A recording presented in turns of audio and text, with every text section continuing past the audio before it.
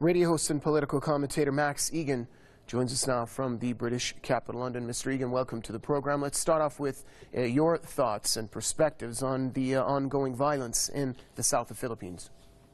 Look, it's very predictable that this would be happening. You know, right as the president of the Philippines goes to strengthen ties with Russia, we see Daesh attack yet another Muslim country. You know, this should be a very, very clear indication to people that these terrorist forces are not Muslim extremists. They're going and attacking every Muslim country they can find, and they seem to be doing the West's work for them. Right on cue, whenever the West is flailing in some way, ISIS seems to strengthen their hold over the world.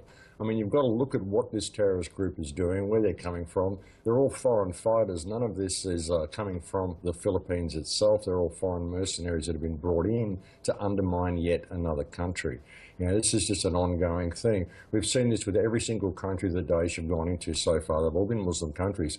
Anybody who thinks this is really a group of Muslim extremists really needs to be looking deeper at this and seeing what this group is really doing.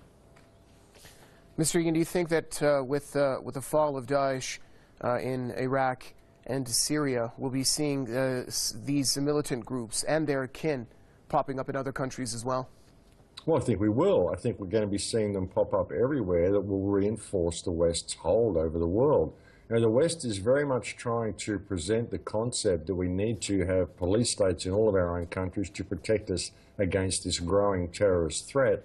And it seems that every time they lose ground on it, the terrorists come along and do their work for them and attack exactly on cue, exactly where it is needed, and exactly what is, in a way, in a manner that is strategically beneficial to the West.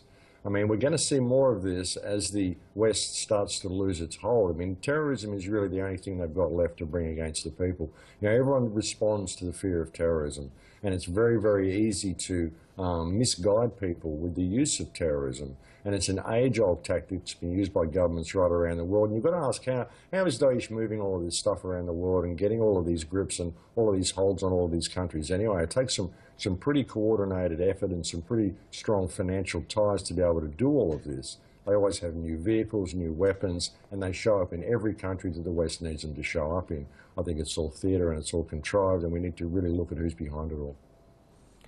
Radio host and political commentator Max Igan joining us from London. Thank you for your comments, sir.